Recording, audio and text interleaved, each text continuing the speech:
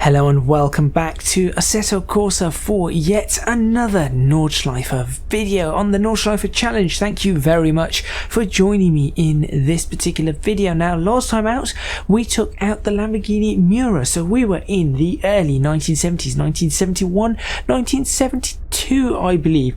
That car managed to do a lap time that I think is not quite as representative of the lap time that it can do. It is a... I think I did a 8 minutes 29. I think it's capable, honestly, of an 8 minutes 20 if I get a good lap in on that. And by that I mean a really strong pushing lap, which I did not have.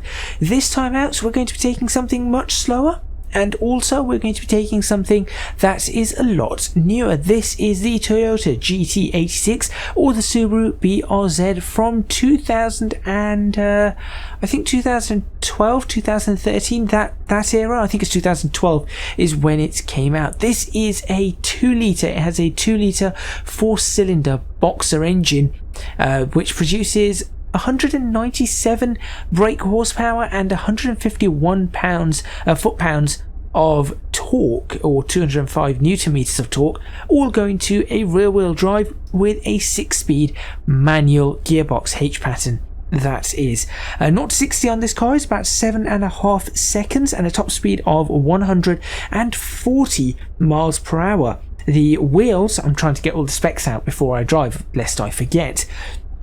Wheels are 215 45 R17s all around, which are not bad at all, and I believe this car has a mass of 1,300 kilos plus minus about 20 kilograms, or for those in imperial units that is about 2,900 pounds plus minus, let's say, what, 10, about 40 pounds here and there. Yeah, about 2,900 pounds thereabouts. So what is this car going to be able to do? Well, that is going to be the interesting one, because I'm not sure. Looking at the specifications on paper, I'm expecting probably around the Sierra Cosworth time, so the 8 minutes 45s thereabouts, 46s maybe. I think it's going to be slower than all of them, not by a lot, just by about a second, but that is where I think this car is going to go. That being said, if it is really, really nice to drive, it might just be able to get a little bit more lap time, or I might be able to get a little bit more lap time out of this. So the only way to find out is for you to stay tuned, and of course, if you haven't subscribed to the channel, please do so, and like the video if you enjoy it at any point during this video. Also, I am going to be doing some practice on Patreon right now in terms of chronological order, so if you want to see the practice laps before the real laps that you're about to see, please do consider supporting me on Patreon, and the link to that is in the description box. With all that being said and done, I think it's time for me to see how fast I can get this GT86 around the Nordschleife.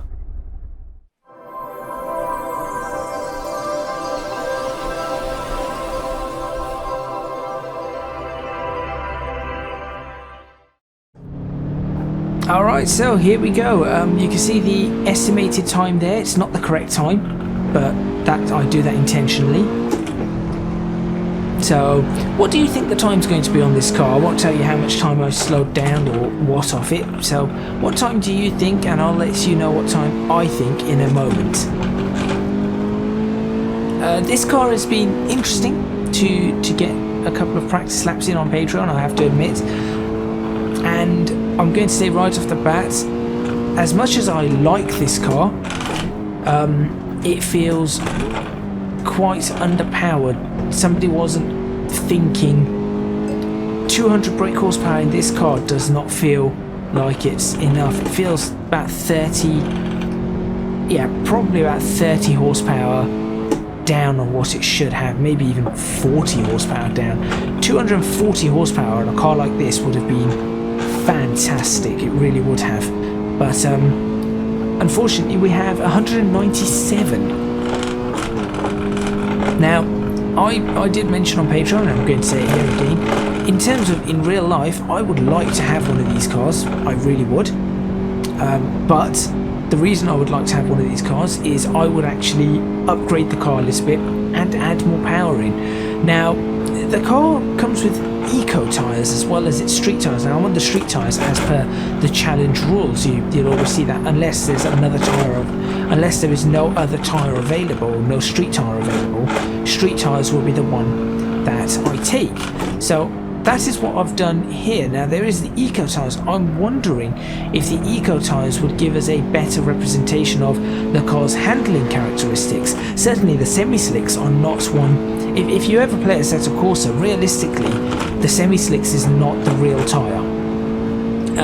That is more for people who are just new to the title and just want to, it's an accessibility tyre really, not a tyre for enjoying the cars as they are supposed to be enjoyed. So if you do play Assetto Corsa, I do recommend that you do not use the semi-slick tyres for anything unless you're trying to set lap times, you know, against other people in the world, because everybody then seems to use semi-slicks. But certainly it's not the tyre for realistic driving, and that is these street tyres here.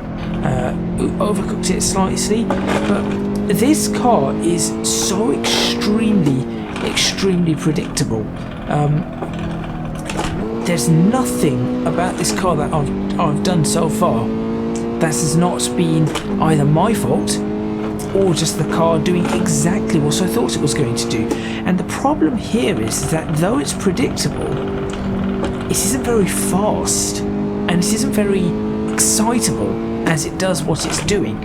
So unlike, for example, the Skyline, which was extremely predictable but fast and sounded superb and felt superb, this car just feels like everything's a little bit muted, and that's a shame. And I think that's done intentionally, to be completely honest. And the reason being is I think this is more of an entry-level rear-wheel drive car for the modern age. So if you want to get into rear-wheel drive cars and you're worried about driving a rear-wheel drive car, or you want to learn how to drive on a racetrack, this is the kind of car that you would expect. That is what I think of this car. But you would very quickly grow out of the car. That is almost certain. This car doesn't have much give. Maybe they should have a tuned version of this car. I know the newer version of this car has a little bit more power, 210 brake horsepower as opposed to 197 or 208 brake horsepower, something like that. I still do not think it's enough, and I know that there are a lot of companies, and this is one reason why I would like to own a car like this, that would tune this car up, including I think one of Toyota's tuning arms. So the fact that Toyota's own tuning arm would do something to this car just kind of shows that, yeah, they know this car is underpowered. They do, or one of their racing teams or something like that. They very much know that this car is underpowered, and they've just left it as it is, which is unfortunate, really unfortunate. So you can see here I'm setting plenty of purple times right now, and that's just because obviously on the practice laps I was not really doing all too much. That was bad through the carousel. Sort of ended up straddling the actual banking, and that's a really bad thing. If you get your wheels unbalanced there, you're going to lose some time. Thankfully, not much time lost because I was still going fast enough. And I think I lost a little bit of time just on those previous couple of corners. Picking it back up now as I pick up the drive here. This is a place where you can gain or lose some time with slight amounts of understeer on the car as you're going through that. So that was fairly well done, I think. over the top of the hill. As you all know, I like taking it right out to the edge there. It feels quite right to take a car all the way out to the edge on that. On this, go across the curb like that, not a problem. Round we go, YouTube corner, wave to the people, hello there. Out we go, and it's quite the thing with this car is it's geared nicely for this track, but it's just too slow. That's just my opinion. That the car just does not. Everything about the car feels like it should be faster than it is, and that's, I think, one of those things about the drivability or driver experience in a car. If a car feels faster than it is, then that's not bad, because that means you're enjoying the car. Because people have this thing about liking to go fast, and if it feels faster than it is, that means you're just you're on the edge, you're on that ragged edge a lot more. That's why it's feeling so fast. The experience is there. If a car feels quite slow and every other part of the car feels like it should be faster, so for example the chassis design, the suspension, the bodywork, the aerodynamics all point towards a car that would be faster than it actually ends up being when you're driving it, and you cannot feel that speed. That's this car. It doesn't bode well for it. It really does not. Now, I forgot to say what time I thought I was going to get, but on Patreon, and anyone who is supporting me on Patreon, first of all, thank you, but secondly, they'll be able to attest to this. I said that we're probably looking at around 8 minutes 50. Now watch this as well. This shows the power problem. 132 miles per hour, I'm dropping speed. I have to take it up to 5th gear just to hold the 130 here. Otherwise I'd drop down to about 128 miles per hour. I said 8 minutes 50. It looks like it's going to do better than that in this first lap. And we do have another lap to go, which is fine. It's in fact quite good to have another lap. 8:48 is what we're looking at now.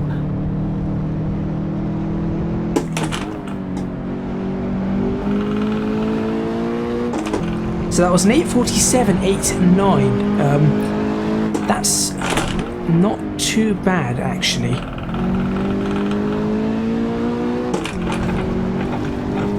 Let's see if there's any more lap time that can be had on the second. Now I'll be honest, I'm only going to do one more lap here, and the reason being is that there isn't much more I can give. There is a little bit here and there, but with this car in this configuration, there is not much more in terms of lap time I can give on this. The car is at its limit, I feel. Semi-slick tyres are probably going to give you a lot more. But I will try. I will certainly try to get something out of it. So my first subsector was purple. The second was not, but I'll bring the time back now. It was only by about a tenth or two on one side, so we're not really looking at massive lap time gains here. In that subsector where I both gained and lost. Over here we brought back another tenth or so. So really we're looking at tenths of a second, and if each one's a tenth of a second, we're looking at a difference of a second probably at the end of it. And that just goes to show what we've got on this car.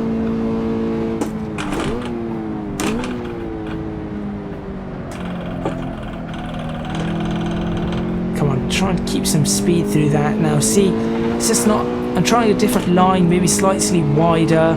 Looks like it was faster on the way in. Yeah, it was faster on the way in, but mid-corner just didn't have the bite, so it was slower, and then out of here it's a little bit better, but we're still around the exact same time. Now I can gain some time here, I know that. There we go, 2/10. That's always a given. These corners here probably some of the easiest on the Nordschleife to gain time on. The Miura is probably still the best car that I've taken around that section. The smoothest driving through all of that. This certainly was nowhere near as smooth on that. And maybe carrying some more speed through here. A little bit more through that. Okay, I'm going to lose out on the exit, but still that's not too bad. Bring it down to second early this time. Yeah, see, there isn't a big difference on this lap from the previous lap, so you can gain time in some places or on one corner, and you immediately lose it on the next, which is normal because that means you've perhaps gone just a tad too fast through one of the corners, and that's why you've lost it straight away on the next, which is absolutely fine. That's how you get a fast lap time. You've got to figure out if there's a corner you need to compromise anywhere. Go slightly wider, lose a little lap time on corner X just so that you can get a better run in on corner Y or something like that.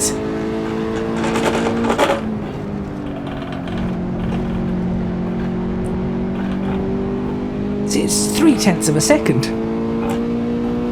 So really these purple sectors you're seeing is hundredths of a second that we're looking at the improvements on. And this is not a Formula 1 car, so hundredths of a second really do not matter. I thought I'd try and brake a bit later there, but again, look, it compromised my exit. So it was fine on entry, but it's compromised my exit. All in all, what have we gained here? Half a tenth. The car is... This is all I can get out of this car. This might be one of the cars that I do not return to, because there isn't much more to give. Unless, you know, a lot of cars get very, very close to it. So if there's a lot of cars within the 847s, then this might be a car that I return to. But this would be the last one, so I'd try the other cars first, see what I can get out of them, and then from there move on and see what we've got. Again, look at that. So I decided not to brake, just to lift off the accelerator. Same thing here, just a quick lift, and we're at the exact same lap time still. That's just weird. There's just not much more I can give. I'd say that's weird, but I suppose that's the point of this car. What do I think this car is actually good for? I'll be honest, I think this car is a good learning vehicle. I do think that this is a good learning vehicle. So if you were to, as I said, get this car to just drive as a beginner car, it's good. It's got the right amount of power for it, the right kind of tyres, the right kind of setup. We'll probably gain a little bit through here, I think. This is where I think the second, if we're going to gain a second, it's going to come through all of this. Because I know I can be, as I said, I knew I lost some time there. And you can see there now we're 0.6 up. So there's the second to be had. But yes, I think that the kind of car that this is, you're looking at... You're looking at a beginner car, a learner's car, and then after that you want to move on to something faster, fairly quickly in fact, I would say. You do want to move on to a faster vehicle rather quickly. Hello people at YouTube Corner again, nice happy wave, 0.8 up, it's alright. There we go. See, do I take second there? Do I take third there? It's a big question in a car like this because of the power. What do I like about this car? Well, I think it's just drivability wise, it's fine. The only problem is nothing special. I do like that the car's quite simple. That's something that I definitely like about the car. It's just simple. I lost a lot of time through those corners for some reason. That was surprising. So we were about 0.7 up, were we not? Almost 0.8. Now we're down a bit. as I said, it doesn't really, in the grand scheme of things, this is not going to matter at all. I think a second is all I could have gained out of this, and probably still have the ability to gain some of that, as you can see there. Okay, it might have been 1.2 seconds I could gain, but no more than that, unless I fix up a corner like this, which actually I have surprisingly done a good job on that corner. You do not even really have to brake for a corner like that, so there's a second. Okay, so it could have been 1.5 seconds faster. I've just noticed the lap time. It's a 46.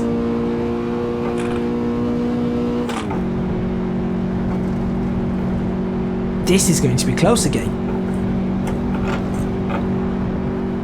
I'm just thinking whether I should do another lap, a third lap quickly.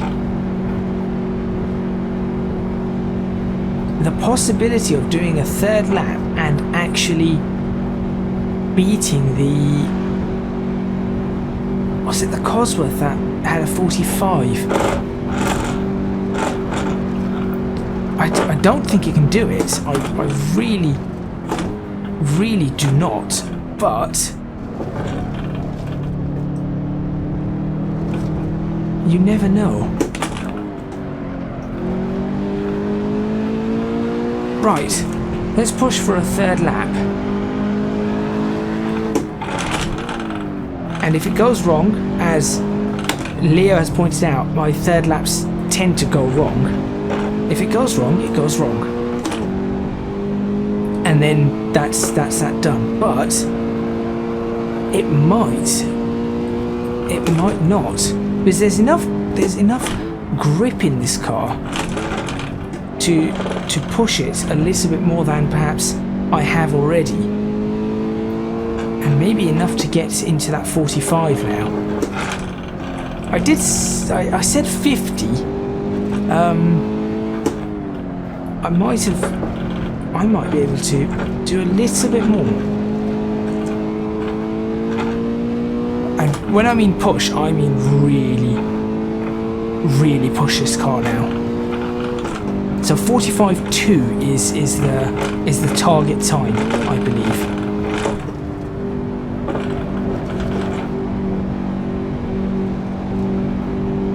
Come on. 46.3 is what we're at right now. We need 1 second. Can I find 1 second in the next 8 minutes? That's the question. We shall find out.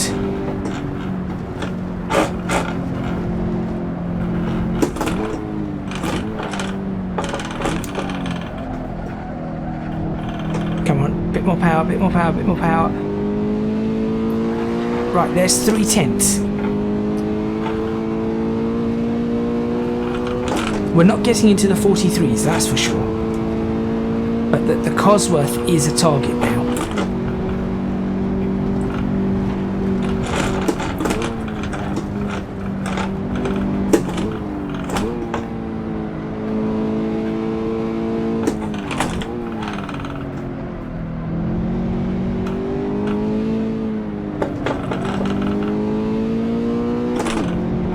Oh, I saw that dip into the 45s momentarily.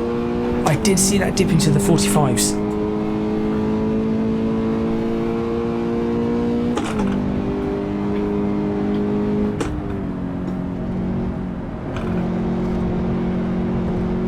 Nope. See, that's the problem. It's such fine margins on this car now.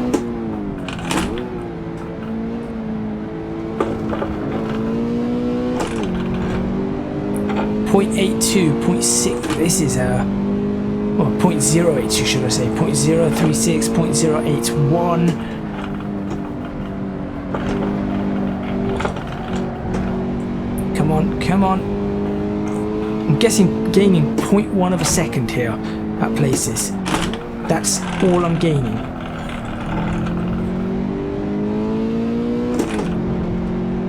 Every gear shift has to be good here now. What was it, 45.2 to beat?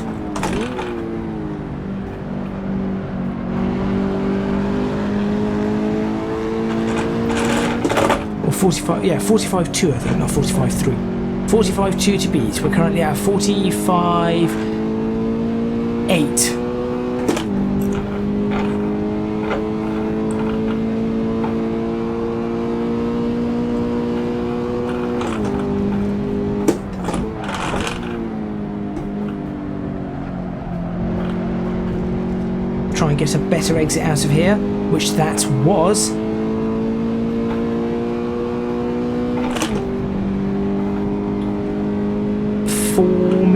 Four and a half minutes to run on this car.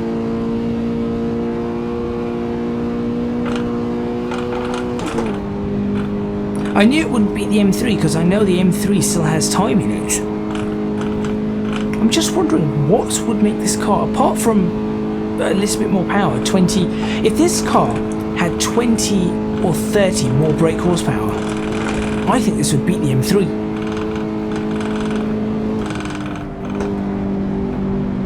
20, 30 more brake horsepower? Yeah, perhaps.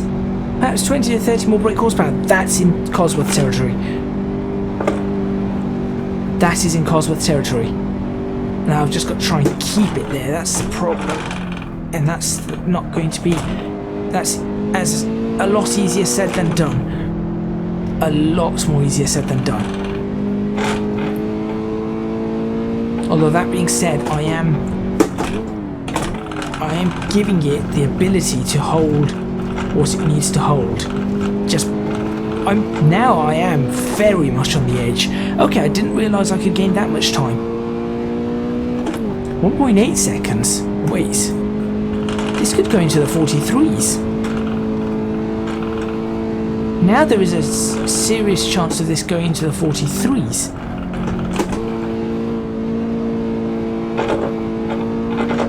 Which could make this a very interesting development, but it's going to be very difficult to get it into the 43s. It's half a second.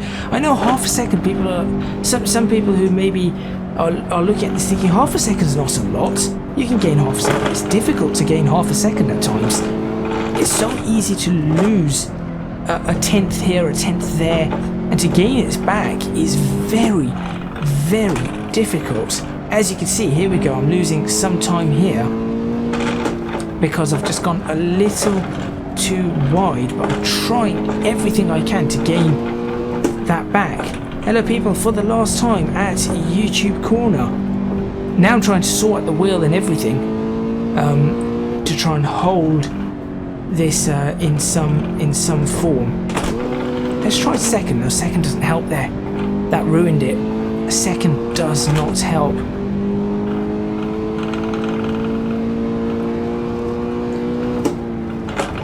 This car may be capable of beating that Sierra, but it is going to be one of the closest. It is going to be incredibly, incredibly close.